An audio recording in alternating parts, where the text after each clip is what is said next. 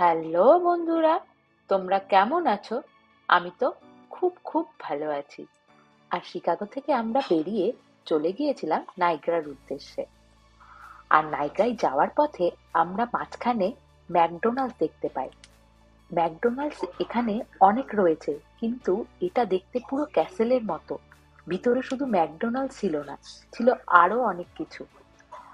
আর সেখানে আমরা কিছুক্ষণ দাঁড়িয়ে কিছু খাবার কেনার পরে চলে যাচ্ছিলাম নাইগ্রার উদ্দেশ্যে। ওই ম্যাকডোনাল্ডস এর সামনের জায়গাটা ছিল ভীষণ গরম, কিন্তু তারপরেই ওয়েদার চেঞ্জ হতে থাকে। আর মাঝখানের অনেকটা রাস্তা বৃষ্টি পড়েছিল।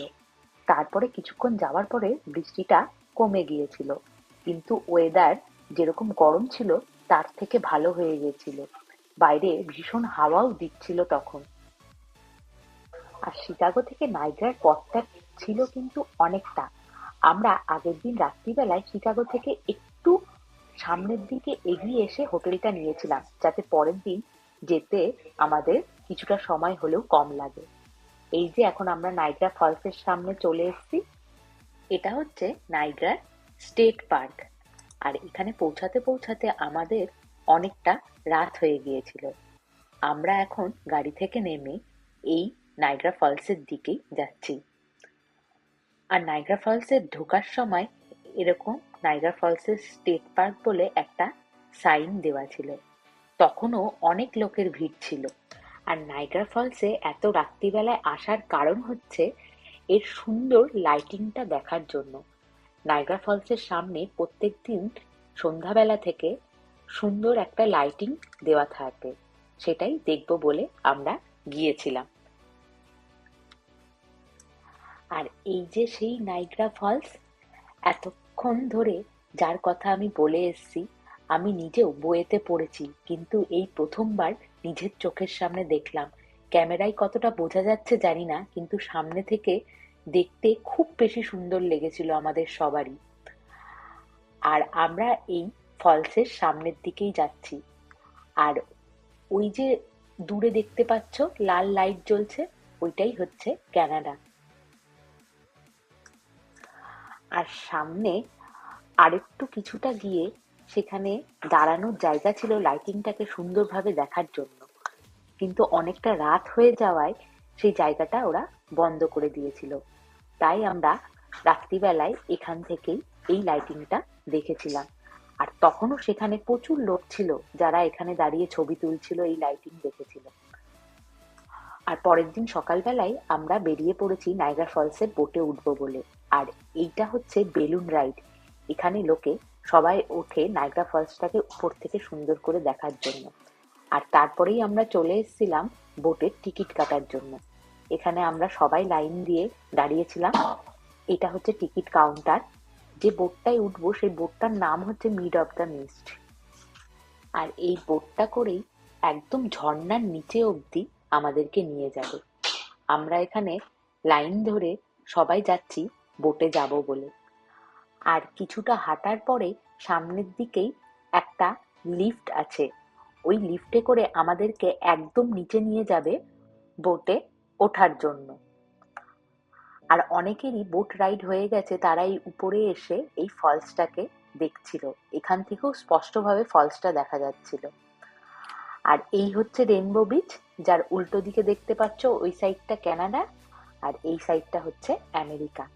এই রেনবো বিচটার সামনে আমরা যখন গেছিলাম তখন মেঘের জন্য আমরা রেনবো দেখতে পাইনি, কিন্তু এখানে হামেশাই রেনবো দেখা যায়।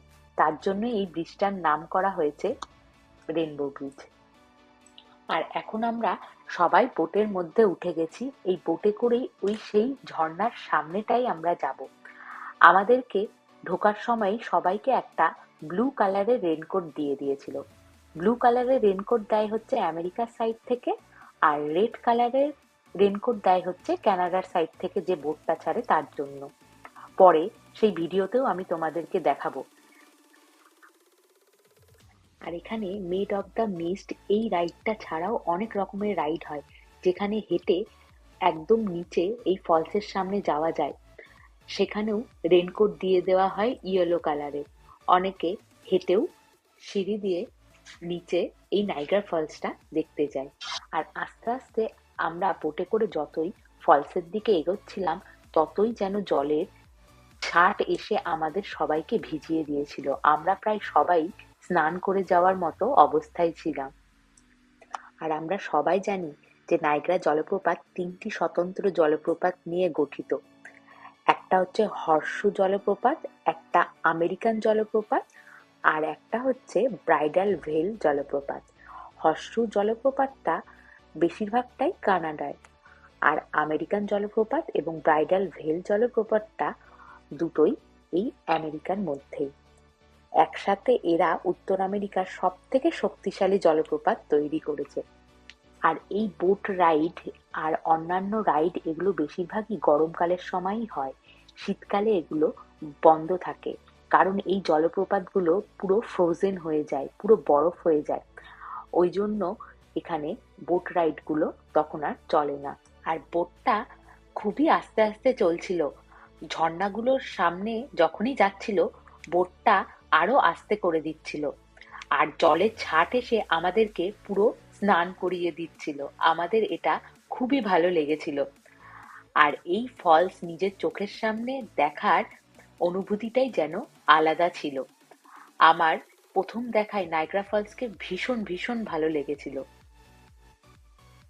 আর এই নায়াগ্রা ফলস দেখে আমার আরো ইচ্ছা করছিল যে আরো কয়েকবার এই ফলসের সামনে আসি।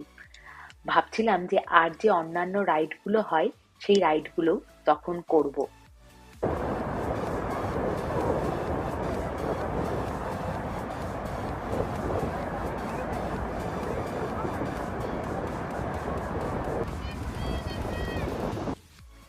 আর প্রথম ফলসটা দেখানোর পরে আমাদেরকে নিয়ে গেছিল দ্বিতীয় ফলসের সামনে। সেই ফলসটার জলের আওয়াজ ছিল আরো বেশি ভয়ানক। সামনেখানে কিচ্ছু দেখা যাচ্ছিল না। মনে হচ্ছিল পুরো সাদা ধোঁয়াশার মধ্যে আমরা যেন সবাই মিলে ঢুকে যাচ্ছি। এই বোট ট্যুরটা প্রায় ২০ থেকে ৩০ মিনিটের মতো লাগে। আর এই হর্সুবেন ফলসের একদম নিচে, প্রায় বলতে গেলে পুরো ঝর্ণার নিচটা পর্যন্ত এই বোট ট্যুরটা করায়। আর এরকম চোখের সামনে থেকে এত বড় ফলস আমি এর আগে কখনো দেখিনি। এইটা আমার কাছে ভীষণ সুন্দর লেগেছিল। আর এই বোট ট্যুর করার জন্য ভীষণ পরিমাণে লাইন পড়ে। আমরা যেদিন গেছিলাম সেদিন ফাঁকাই ছিল, আমাদের লাইনে বেশিক্ষণ দাঁড়াতে হয়নি।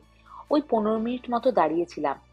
কিন্তু এই লাইন এড়ানোর জন্যই অনেকেই সকালবেলায় চলে যায় এই বোট ট্যুর করার জন্য। আর এই ভ্রমণটি করার জন্য হুইল চেয়ারেরও ব্যবস্থা রয়েছে। যাদের হাঁটতে অসুবিধা তারা এই হুইল চেয়ার করেও ঘুরে এই জলপ্রপাতকে দেখতে পারে। আর এই যে কিছুক্ষণ এখানে দাঁড়িয়ে আমরা প্রায় সবাই পুরো ভিজে গেছিলাম। আর এখন একদম সামনে গিয়ে তারপরে আবার এই বোটটি ফিরে এসেছিল। আমাদের বোট রাইডটা হয়ে গেছে, আমরা এখন বোট থেকে নেমে পড়েছি। আর সামনেই দেখো যে কত ভিড় ছিল বোটে, কত লোক ছিল। আর বোট থেকে নেমেই আমরা লিফটে করে আবার উপরের সেই জায়গায় চলে এসেছি। একটু আগেই দেখেছিলে যে যারা বোট ট্যুর করেছে তারা এখানে এসেই সবাই ছবি ভিডিও তুলছিল। আর সেই যে আগে ভিডিওতে বলেছিলাম যে এটা হচ্ছে ক্যানাডার বোট, যেটা রেড কালারের রেনকোট পরে আছে। ক্যানাডার সাইড থেকে এই বোটটা আসে এই ফলস দেখতে।